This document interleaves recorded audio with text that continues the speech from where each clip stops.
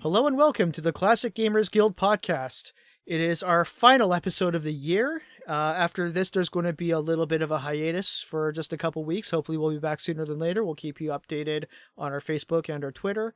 You can find us on www.facebook.com/classicgamersguild, and our Twitter handle is @thecgguild.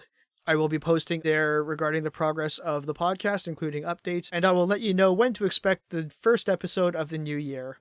So, Paul, now that it's the end of the year, is there anything that you would do over? I would say probably most everything. No, it's actually been really lovely. I guess I'll say when I listen to some of these episodes that I'm a part of back, I just nod my head in this cringy moment of like, oh my God, mate. Like, first of all, why did you say that? You know, and second of all, I don't even stand by half the answers I give in a lot of these episodes. That's pretty much like me as well. I think that every episode needs a follow-up of the things that I should have said. Right, exactly. That'll be, if we ever get onto Patreon, that'll be our bonus content. It's like, here's the episode, and here's what the actual episode was. Yes, absolutely, and definitely have to include kind of the blooper reel, which would be the first 10 minutes of us talking before we go live. I do feel people would enjoy that. It would just need a different rating than the PG that this one is. Those, in order for me to release those, people would have to be really high-paying tiers on Patreon. Speaking of which, New Year's resolution, I need to start a Patreon. Because maybe the 5 people who listen to this will give me $1 between them, and that'll be kind of cool. Oh, that'd be lovely. We can get like a Snickers bar and a couple Red Bulls. Oh, that we need. Holy crap. Because I don't exactly scream high energy in my voice. All right, so some things we want to talk about today is, best remakes, reboots, some things that we like to see done, some things that maybe shouldn't ever be touched, etc., etc. So I guess I'll kind of get us started off here with the best remake. Now, for the 2 to 6 of you that have been listening, you probably gathered by now that I'm pretty strictly an adventure fan, so I'll be pretty much on that side of the fence once again. Is that a saying, other side of the fence? It is now.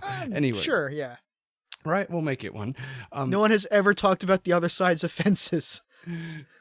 They're going to have their minds blown when I say the grass is greener. Just wait for that one, 2019, people. All right, so best remakes. I'm going to kind of in no sort of particular order, loosely. I'm going to put for number 1 here, after I just said no order. This is why I don't stand by the things that I do when I listen to it back. I'm going to say Maniac Mansion Deluxe. Oh, really? Nice. That's a good one. Right, well, I've been jealous of you for like 5 episodes back or so. You brought that up, and I was like, damn, I really should have said that. That was the perfect answer. So I kind of got my chance to use Maniac as it's an underrated game. Well, not underrated. That's kind of ridiculous. It had its own TV show. It did.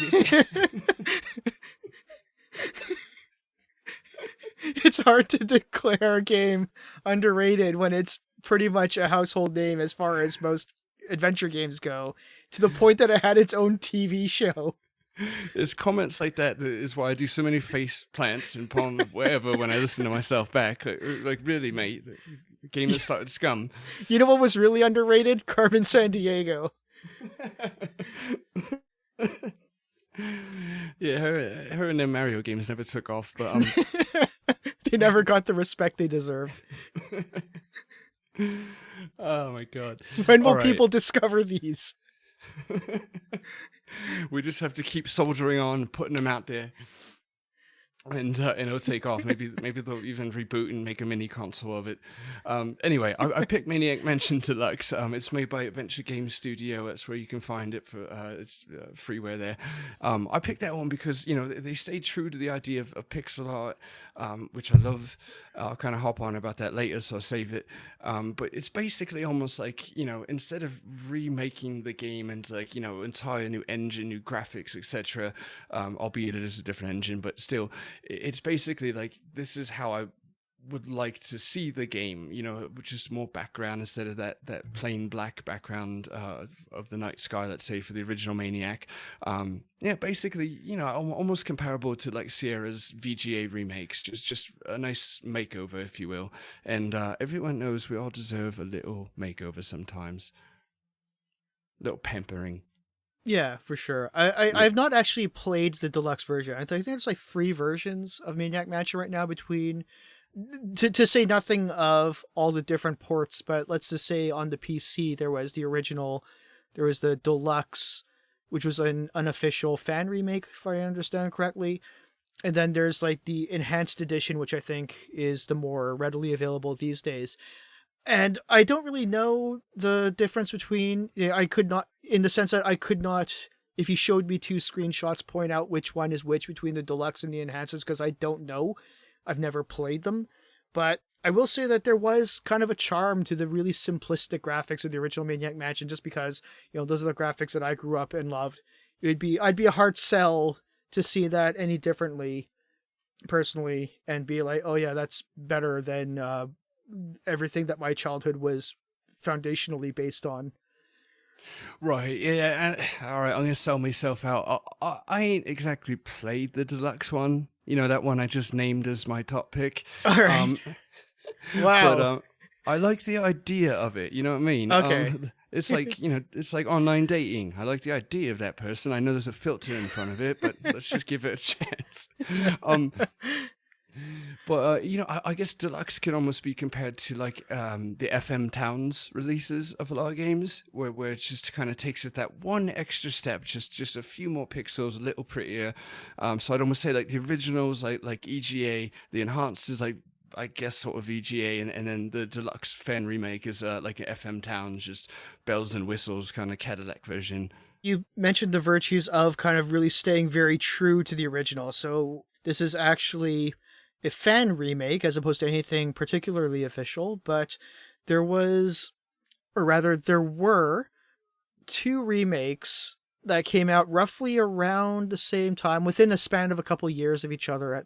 I don't know the exact timing, but some fans remade Ultima 5 and Ultima 6 as mods for Dungeon Siege. So it used the Dungeon Siege engine. You had to own a copy of Dungeon Siege and then run this as a mod to the game, but it basically ported and recreated Ultima 5 and also Ultima 6 as, and you wouldn't even tell really that it was still Dungeon Siege. Like, they just completely recreated Ultima 5 and Ultima 6 into a very updated, for its time. I don't know. I still think it's pretty awesome now. I think it's probably about 10 years old or something like that now. Pushing up there in age anyways. Right. But it's great because Ultima 5 is one of those games that I never really got to play, just because by the time I actually had the opportunity to do so, it was so outdated. It was so old that I couldn't really get into it. And this is coming from someone who loves classic games, obviously, and I love going back. There's so many games that I can go back to and play, even if they technically haven't aged well, and just play it like they just came out yesterday. But Ultima 5 was just a little too far of a step back for me. And Ultima 6 I can play today and have some good fun with it, but I admit that there were some definite flaws with the engine that was kind of where technology was at the time. But now you play them as though they were kind of slightly more modern RPGs, or at least at times of the isometric RPGs, where it is a lot more point and click interfacing, and it's just done really well. There's a lot of time and attention and care that went into recreating these. All the dialogue was brought over, and that's a lot of dialogue if you're not familiar with Ultima. And, Ultima 6 is one of my favorite games. Ultima 5, I can't really say that just because I haven't played all the way through it. I did play a good chunk of it through the remake, but I played as much as I did thanks to the remake, whereas I could not have really gotten that far and held my interest if I was just playing the original. So I'd say probably that would be my pick for the best remake that I can think of, or at least that I've ever played, just because it was perfect execution. It took the right game that needed an update and put it into the right engine to really bring out what it could have been. Right, right. No, and I think that's like the perfect criteria, right? Is something that's like fulfilling what it could have been the first time around for remake. So once again, your answers tend to be extremely better than mine all around. But because What, the fact that I've played the game that I'm choosing? Right. Well, I fight to maintain the illusion of professionalism over here. You're actually being logistical. No, that's a really good one. And actually, your talk of the Ultima series has gotten me to start to dabble in them. Don't quiz me because that's not true. But it's all right. But I put it in my shopping cart. All right. So Okay. I'm getting there. I really am. Um, I guess I'll kind of just bundle a few into honorary mentions here, so we can move to the next subject. And I guess people out there, you'll find. I'm sorry, I know people don't like that where you just call them people. Oh, you fuck! Oh, don't curse! Don't curse! You can curse. I don't care. All right, all right.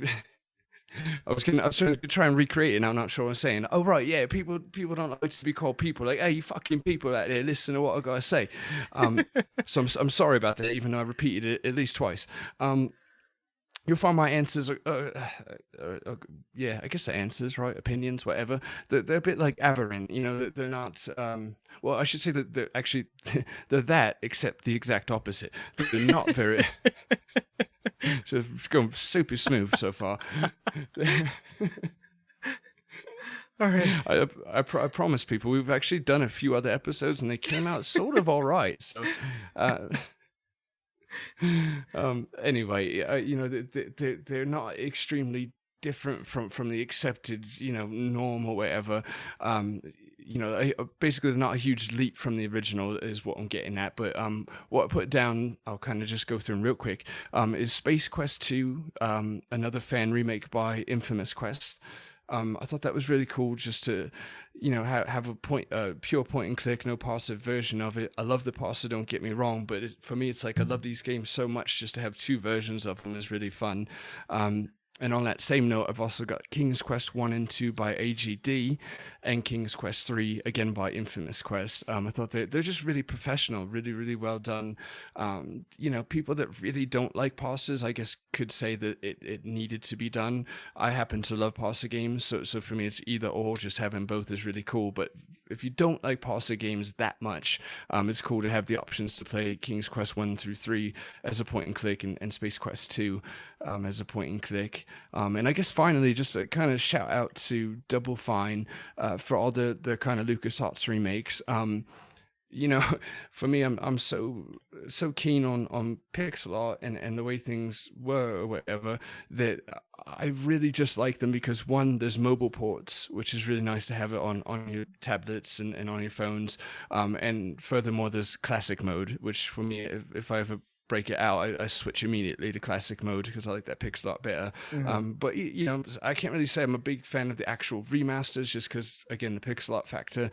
But having it available on mobile and being able to go to classic mode is pretty cool. So a little shout out to them. And for anyone who doesn't know, I guess those games include Monkey Island 1 and 2, Full Throttle, Data Technical, and Grim Fandango. Mm-hmm. I'm not sure if I ever found the option in Grim Fandango to remake it, if that's, you know, to play the original classical version. I think I played Remaster, which didn't strike me as really that much different, except probably just a little bit more clear, which is fine. I think the best thing that the Grim Fandango Remaster really did, though, was it gave it a new interface. So rather than the tank controls where you use the keyboard to walk your character around, they actually turned it into a true point and click adventure, which was far more easy and intuitive to use for gaming in, you know, the 2010s, whenever that came out. I guess that was like a couple years ago now. Right, But yeah, I think it was one of the first. But no, that's a really good point too, because yeah, that was kind of bleeding edge when Grim Fandango came out, as far as, you know, 3Ds. So to have it remade, that's one I guess you could say was probably a pretty necessary remake, just to get that blockiness out of it, and like you said, make it a point and click. which also brings me to this was actually not at all any sort of research for this episode. It just happened to have been that the last couple days leading up to an hour before recording, I was actually playing a lot of Baldur's Gate. And I played it through the night, which is I'm really tired right now. But it's interesting because they released enhanced editions for these just a few years back. And while I was playing it, I didn't see any need for an enhanced edition for these because they still look, at least on my computer, they still look perfectly fine.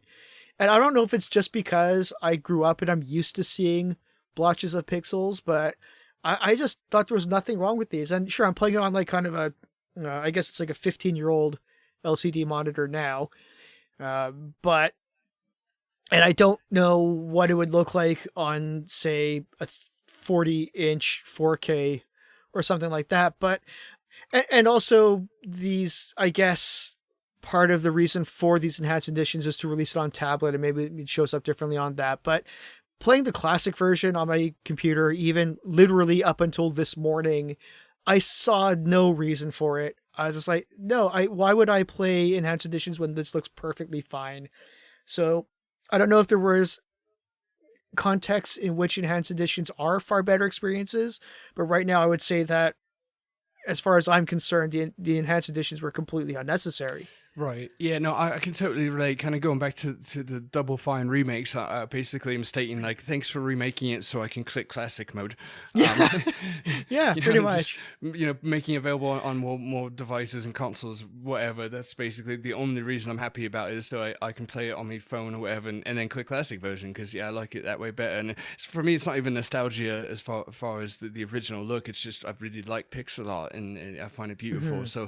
So yeah, I totally get what you mean, where it's a really fine line between saying, like, is this really going to actually enhance the gameplay? I think maybe a good game to kind of look at when it comes to that, and as far as questioning and questions I don't have an actual answer to or real opinion, is Gabriel Knight, the Sins of the Forefathers, because they've remade it. It seems like the perfect game to remake in 3D. The lighting in the remake, I haven't played it, but from the screenshots, it's beautiful. But at the same time, the original was probably one of my favorite games. Well, first of all, period, and second of all, the original's pixel art was just, just a paradigm of pixel art and its beauty and things like this. So on one hand, I'm like, yeah, that would probably be a really nice atmospheric kind of game to do in 3D, but the original is so beautiful, and it's just kind of, just paramount when it comes to its pixel art, that I'm not even sure anymore. What do I want? Who am I today? Yeah. And, especially when you deal with these fan remakes and fan projects, it is always really cool because there's a lot of these people who are making them are just people who are kind of cutting their teeth, and they're kind of, a remake is a really good way to sort of shorthand that and to say, hey, let's take something that's already good that we love, obviously, and let's try to remake it. Let's try to improve the graphics. Let's just basically recreate it how we want to, just for that experience, just because, they're getting into game design. It's just valuable experience to be able to do that sort of thing. And it's not like they're doing it for money. So it's just kind of like a passion project that kind of helps their portfolio. Now, that being said, I want to make it clear that I am not in any way saying that any of these fan remakes should not have been made. I commend anyone who has the passion to be able to start and complete any project remaking their favorite games. Tremendous value in that. Absolutely, for sure. That being said, there are certain things where I just sort of say, like, well, that idea probably does not appeal to me very much. I'm probably not going to play it because it's not a game that I want to play. And one of those being, with all respect to the creators and the developers who are trying to remake this game, but there is a team out there that's been working very laboriously towards a fan remake of Indiana Jones and the Fate of Atlantis, which sounds good. And when I first saw initial screenshots of like the scenery, it looked perfectly fine. It looked like a recreation in higher definition, and that was fine. And then as soon as it started showing the character sprites, they tried to go for more kind of realistic characters as opposed to like the pixel sprites.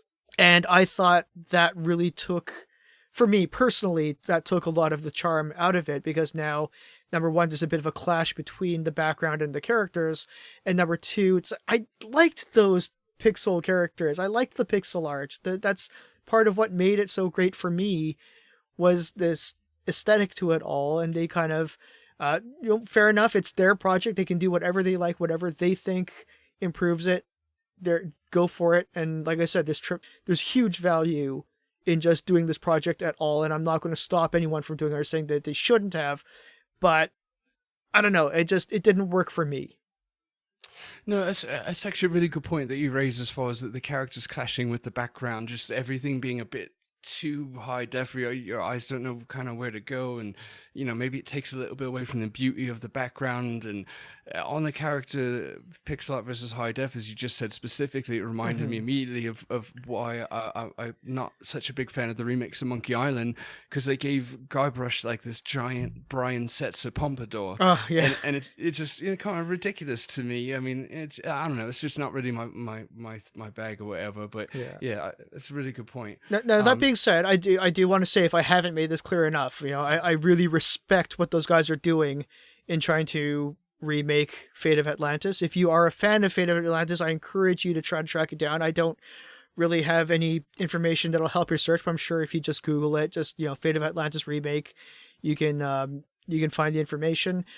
Form your own opinion. I was only talking through my personal, what appeals to me in terms of aesthetics. Go check them out. I think that this could very well be the remake that you're looking for, and that'd be great if you haven't heard of it before, because I'd never heard of it till very recently. Look it up, track it down. Like I said, form your own opinion. That's just how I feel about it. Yeah, no, well put. Yeah, and exactly. I mean, like you said, they're one of us. They're passionate about the same games that we are, and they're putting in hundreds of hours to do it. So whether or not it's for me or you particularly isn't really what matters. It's just everyone out there, what you think. And I know there are some people out there that really not despise. That's strong. Just aren't a huge fan of pixel art. I've heard people complaining under threads about Wadget Eye and wishing they would move on from it. Which, please God, don't, Dave. Don't do that. Don't listen to them. David, you listen to me, mate. They are not your audience. Don't you walk away from AGS or pixel art, mate, all right? And also, please listen to the podcast. Yeah, no kidding, eh? But yeah, I mean, there are people out there that pixel art isn't for them. They find it archaic or whatever, so it'll definitely serve them well. So yeah, no, really good point. And actually, back to a point you said a minute ago about people cutting their teeth using pre-made games to learn their craft. Infamous Quest is a great example, because they spent a long time doing the Space Quest 2 and King's Quest 3, and I heard an interview that the gentleman from there did, and he said they spent about 6 years on Space Quest 2. Obviously, wow. Not 6 years straight. I think they were probably finishing up college and living life, course. And they knew they weren't making money off of it. But that being said, supporting these games, supporting these people led to commercial games that they would later release, like Quest for Infamy and things like this. They're beautiful, lovely games, and you can basically say, just to kind of reinforce your comment, is that it really did serve them well spending time doing remakes, because then when they were ready to make their own commercial release, they were ready. It was beautiful, lovely games. There's a few more of them, the names escape me at the moment, but anyway. Yeah, no, I fully agree. Absolutely. So what we got next? Or do you have any more that you'd like to mention for remakes? I don't know if this counts as a remake or a reboot, to be perfectly honest. I would say, I guess reimagining or reboot, sort of, I guess, is probably a bit of a closer term than an outright remake, but I would definitely say that XCOM really does live up to being a modern adaptation of the original XCOM. Now, people have their preferences. I'm very torn between the two, because XCOM 1, the original from the 90s, is one of my top 10 favorites. But there's so many things that the new game did really well, arguably better, probably actually objectively better. There are a few things I think I kind of miss about the original. There's a certain atmosphere and imagination that kind of gets lost when it's brought into more high definition. But the game was fantastic. I love the reboot, remake, whatever you call it. We'll just call it a reboot from now on. just for simplicity, so I don't have to keep giving that disclaimer. The Reboot was a fantastic game, and it was really fun. It really added a lot of depth. It really brought a lot more that original XCOM fans could really enjoy, and sort of turn it into something kind of a new experience, but also a familiar experience at the same time. Right, right. Yeah, no, that's a really good point. I would agree that it would kind of fit under the reboot category where, especially when time's gone by, things like this, and all of a sudden, somebody put a defibrillator to it and bring it back to life. Mm-hmm. Yeah, bringing it back to life is really really kind of nice to see, and yeah, just like you, and I won't give the same disclaimer that you did for the fifth or fourth time or whatever. But I did struggle with the overall idea of what is a reboot. And well, not what is. I mean, there's Google and dictionaries, or whatever. But what would I actually kind of pick for a reboot? And this, yeah, I really had a hard time with it. I ended up personally going with quite odd one, perhaps. I went with Gold Rush 2. Oh. Which kind of like you're saying with XCOM in a sense, where just a lot of time obviously had gone by. It was nice to breathe life back into a classic game, etc., etc. Now it was re-released by, I think they're called Sunlight Games, something. It's definitely got the sun in it.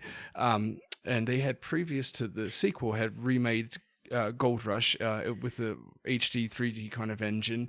It looked lovely. I personally didn't play through it because I love the first one dearly, and I didn't, I bought it to support them, but I didn't play it, kind of thing. Maybe one day, but I did get a chance to go through Gold Rush 2. Yeah, of course, as I keep beating it to death, I would have preferred just pixel art version of it. Mm-hmm. For some reason, HD 3D is just weird for me with point and click games, but the story, the writing, it was really nice, and the reason I'm picking it is because it tied together, and this is, I guess, why I find it almost a necessary creation, is that it really tied together some loose ends from the first one. I won't give any spoilers or anything like that away about the first one, but there's closure. It ends properly, but you do kind of wonder what happens to the characters after that. And not only did they settle that, but they also actually looked into the original game, having just remade the original, and found a few little kind of Easter egg sort of fanboy things in the game that they could slip into the sequel that would give you even more closure. You kind of just weaving the lines together. So anyway, I thought it was a nice game. It's not ridiculously long. The puzzles were not that hard. I mean, they were good. They were right down the middle. They weren't like the originals puzzles or a lot of the 80s Sierra game title puzzles that could be just take a spoon to your eye kind of thing.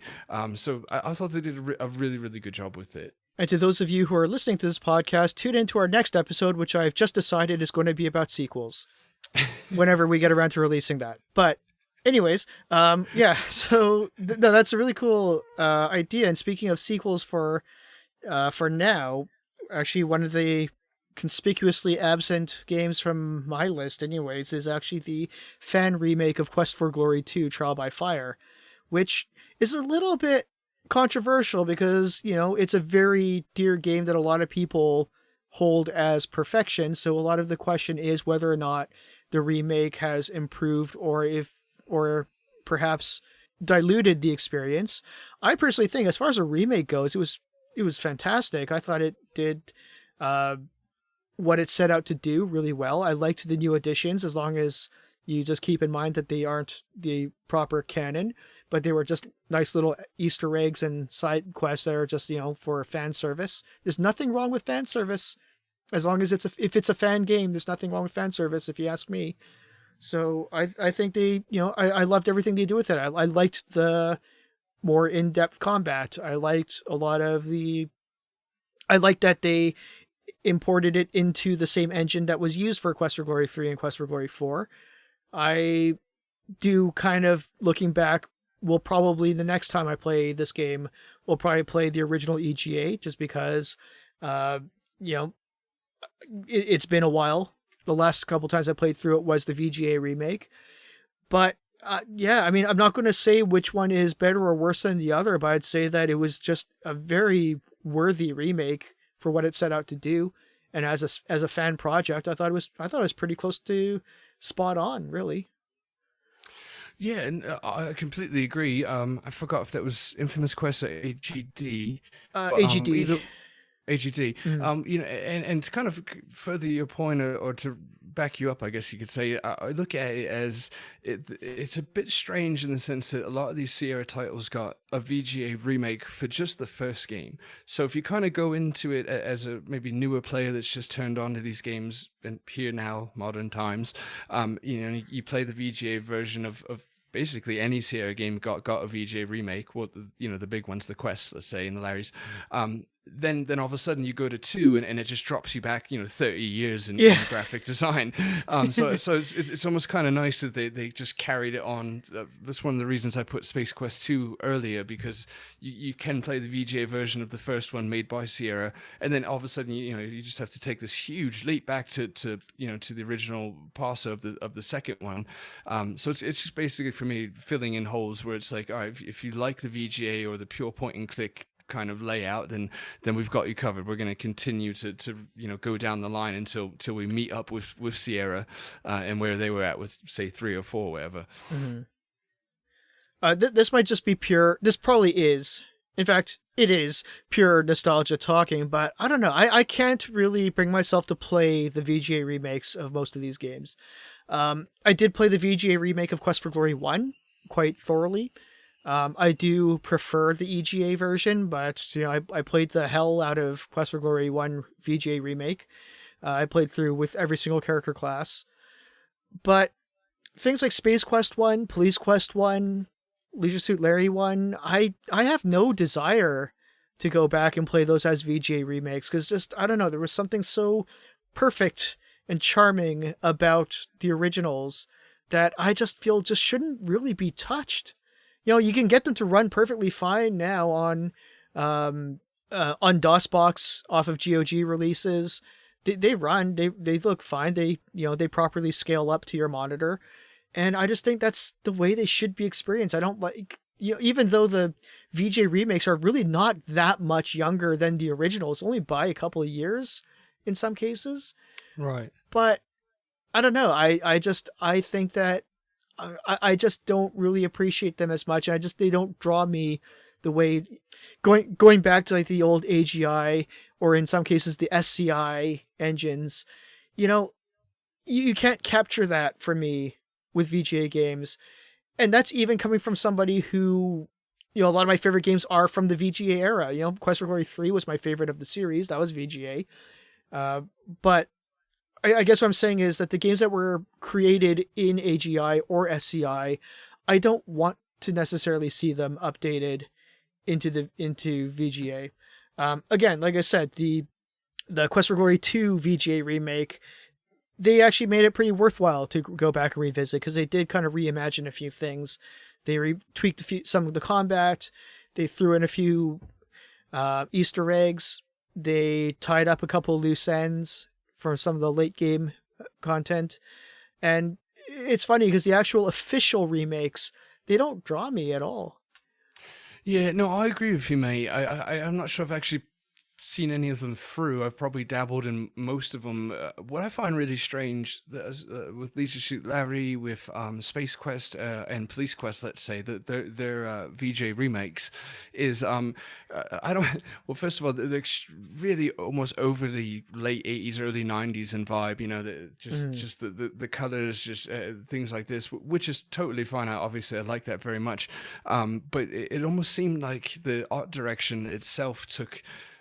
Maybe they were trying to take a page out of LucasArts books, because they made them a lot more cartoony, just a bit more whimsical, and none of those things are bad. But when you compare them to your original experience, you're like, well, this didn't feel like like the first ones. Like they were really genuinely trying to go that kind of cartoony LucasArts kind of route, and yeah, it didn't really speak to me either. It's nice to have the option. It's fun to dabble with, but yes, same here. It didn't really grab me. Mm-hmm. Now, is there any game that you are so precious about that you absolutely do not, under any circumstances, want them to remake it? I struggled with this one. By the way, we're doing really good. I think we've regained the illusion of professionalism here halfway We did through. until now, thank you very much. Stay tuned while I announce a transition.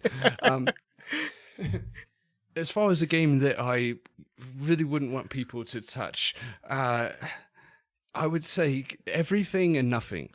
And I mean that, not trying to be cheeky. I really do mean that, because here's my kind of thought, for like the fifth fucking time, and I'll stop after this. I love pixel art so very much. It's very important to me with adventure games. All right, there, I'm done. Because of that, because of text parser, which I really love as well, I don't feel a need for any of them to actually be remade. When I was speaking to Gabriel Knight previously, same idea there, where it's like, yeah, I mean, it's going to look all right and things like that, but at the end of the day, I'm always going to prefer that original version, because of the things I just mentioned, which I won't say for a sixth time. But you're all thinking it, aren't you? Like, he's going on about that fucking pixel art again. So that's kind You of why spent more time not saying it than if you had just said it. So just need like 5 minutes at the end of this episode to just hop on it. It'd be like a bonus track. You gotta wait 30 seconds of silence, and then I'll come in blazing in your ear. So on one hand, that's why I say nothing, and then on the other hand, why I say everything is because, if somebody was to say, hey, let's say Activision decided to be active again and actually do something with these games, and they said that we're going to re-release, the first 3 of insert quest here, whichever you want, I'd be excited. I'd purchase them. I'm not even sure if I play them, but I'd feel the need to have them.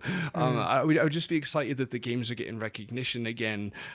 Tiny little clip and piece of gamer, things like this. Maybe just a couple of people in this generation, the latest breed of humans that we got would try and play it again. Not sure I'm talking like a robot there. Some sort of alien. Yeah, it's the latest breed of alien. We like this. But anyway, so it's kind of like, don't touch anything, but if you want to go ahead and touch everything, then why not? Because it'll bring attention to the whole idea. I'll be excited to see what you do. I'll probably definitely never prefer it over the original, but I'd still kind of be curious to see what they would do with it.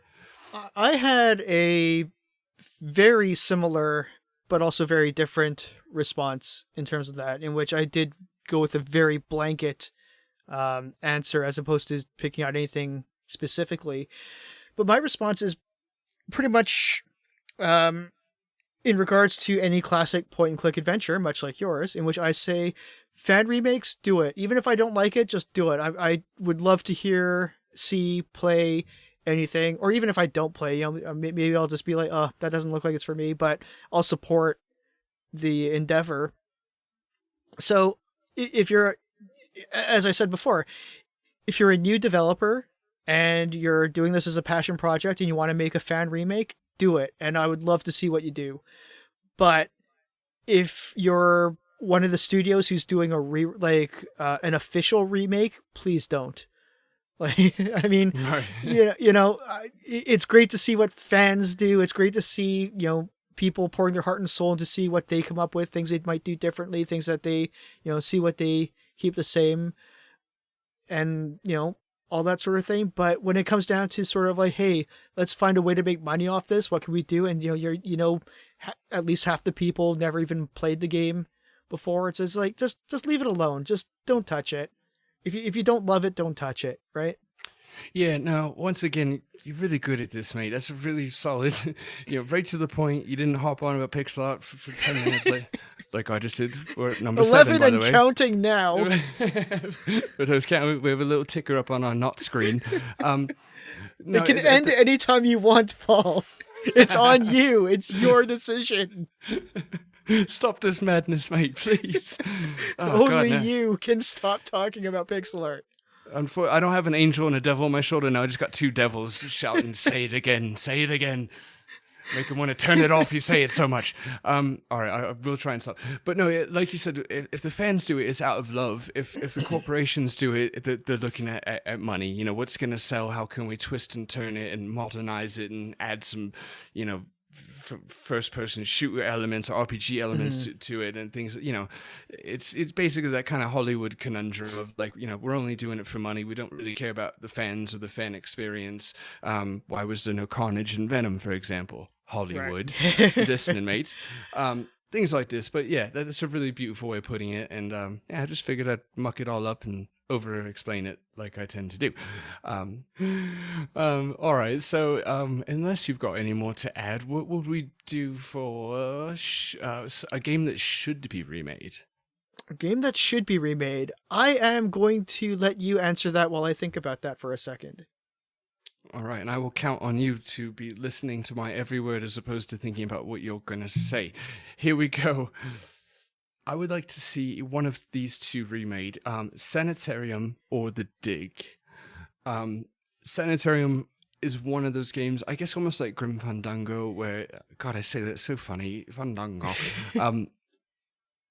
I can like hear myself through the mic. It's cringy. Anyway, Sanitarium, like Grim Fandango, was done, at a time where they were just pushing or just breaking into 3D HD kind of graphics, and I'd like to see it, just made again, basically. I'm not sure why, so I'll move on to The Dig, which hopefully I have more of an explanation for. The Dig, for me, the puzzles were ridiculous. Like the amount of time spent with crystals on wands and things like that, it was extremely unintuitive, but the story was brilliant. I mean, I've always kind of thought that, what was that movie that Bruce Willis done?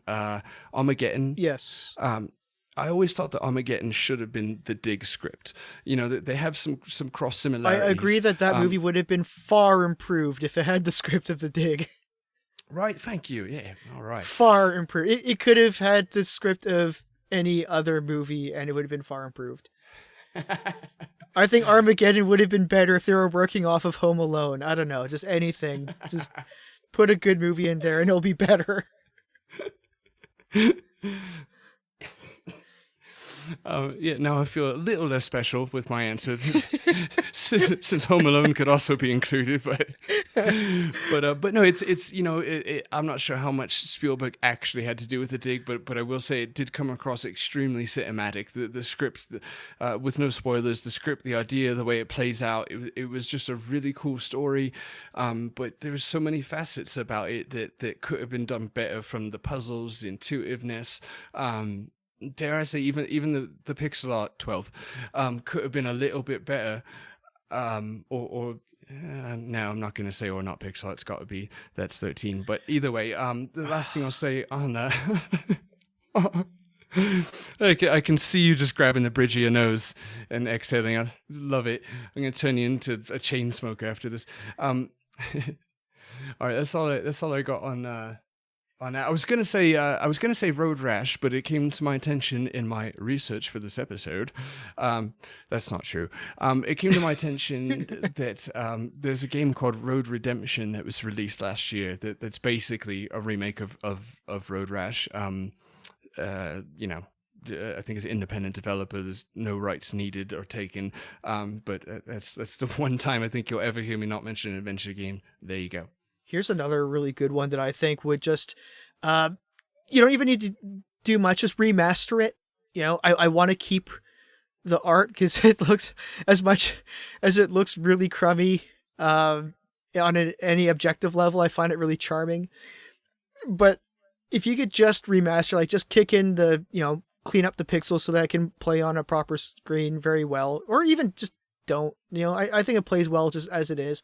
All I'm saying is just re-release Manhunter with mouse controls. That's all I ask. Leave everything else alone. Just come on, let me play that game now with a mouse, because I just couldn't do it. I tried going back, and it's so awkward and cumbersome.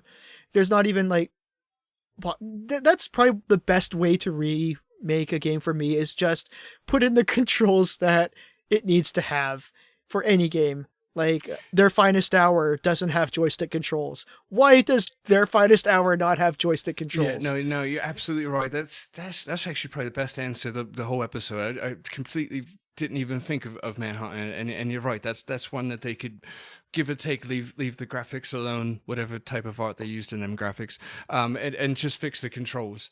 Mm-hmm. See what I did there? Yes. I avoided it for you, mate.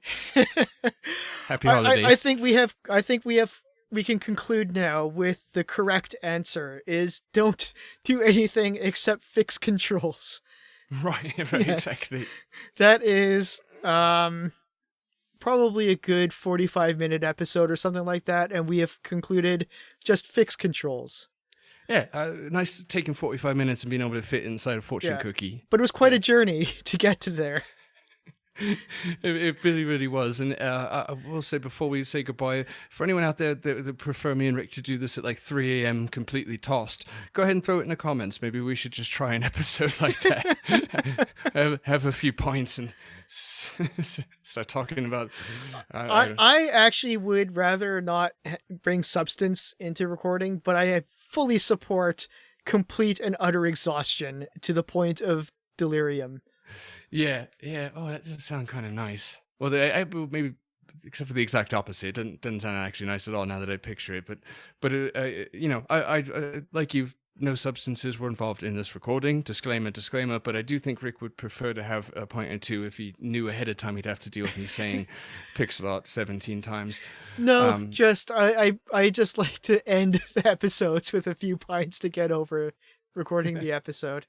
But beforehand, nah, it's fine. All right, so I think now that we have found the right answer, is there anything else you would like to close off on? No, I feel that went extremely well. And we should also throw out there that if you are remaking any of these classics and you do need a musician to supply the score for any of those classics, I fully volunteer Paul's services completely free of charge.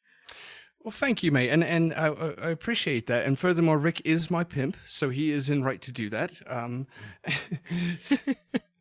He is in his full right to hoe me out. So yeah, no, thank you, mate. That's absolutely true, and yeah, I'm really looking forward to working on a score one day. And despite what I sound like on this, I'm actually rather professional. I make a living off of it. I just, less talking, more doing kind of thing. That's why it comes out good. All right, well, thank you all for listening. We love you. Don't do murder.